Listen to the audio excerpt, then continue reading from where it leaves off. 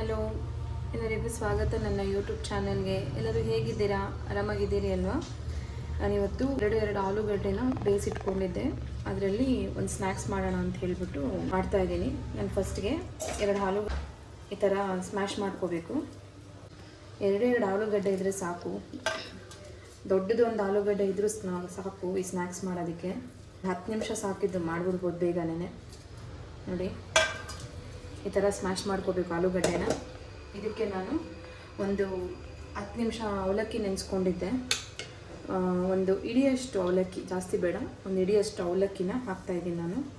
ಸ್ವಲ್ಪ ಕ್ರಂಚಿಯಾಗಿರುತ್ತೆ ಅಂತ ಹೇಳಿಬಿಟ್ಟು 3 ಸ್ಪೂನಷ್ಟು ಕಾರ್ನ್ಫ್ಲೋರ್ ಹಾಕ್ಕೊಳ್ಳೋಣ. 2 ಸ್ಪೂನಷ್ಟು ಕಡಲೆ ಹಿಟ್ಟು. ಖಾರ ನೀವು ನೋಡ್ಕೊಂಡು ಹಾಕ್ಕೊಳ್ಳಿ. ನಾನಿಲ್ಲಿ 1.5 ಸ್ಪೂನಷ್ಟು ಖಾರ ಹಾಕ್ತಾಯಿದ್ದೀನಿ. ಫ್ಲೇಕ್ಸ್ 2 ಪ್ಯಾಕೆಟ್ ತೊಗೊಂಡಿದ್ದೀನಿ, ಆರಿಗೇನೋ 1 ಪ್ಯಾಕೆಟ್ ತೊಗೊಂಡಿದ್ದೀನಿ, ಅದನ್ನು ಹಾಕ್ತಾಯಿದ್ದೀನಿ.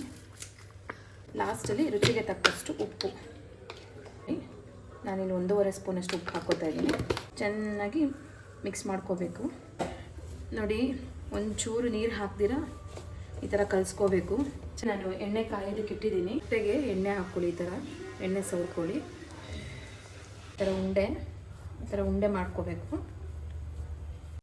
ಉಂಡೆನ ಪ್ಲೇಟ್ ಮೇಲೆ ಹಾಕಿ ತೆಳ್ಳಗೆ ಪ್ರೆಸ್ ಮಾಡ್ಕೋಬೇಕು. ಕಟ್ ಮಾಡಿಕೊಂಡು ಈಗ ನೋಡಿ ಈಸಿಯಾಗಿ ಬರುತ್ತೆ. ಎಣ್ಣೆ ಹಾಕ್ಕೊಂಡು ಕೆಳಗಡೆ ಈ ಥರ ಎಣ್ಣೆನಲ್ಲಿ ಬಿಡಬೇಕು. ಸ್ವಲ್ಪ ಮೀಡಿಯಮ್ ಫ್ಲೇಮಲ್ಲಿ ಇಟ್ಕೊಂಡೆ ಬೇಯಿಸ್ಕೊಳ್ಳಿ, ಬೇಗ ಬೆಂದ್ಬಿಡುತ್ತೆ. ನೋಡಿ, ಚೆನ್ನಾಗಿ ಫ್ರೈ ಆಗಿದೆ. ಇದನ್ನು ಸರ್ವಿಂಗ್ ಪ್ಲೇಟ್ ತೊಗೊಬಿಡೋಣ. ಕ್ರಂಚಿನೆಸ್ ಹೆಂಗಿದೆ ಗೊತ್ತಾ? ಟೇಸ್ಟ್ ಅಂತೂ ಸೂಪರಾಗಿದೆ. ನೀವು ಮಾಡ್ಕೊಂಡು ತಿಂದು ನನಗೆ ಕಮೆಂಟಲ್ಲಿ ಹೇಳಿ.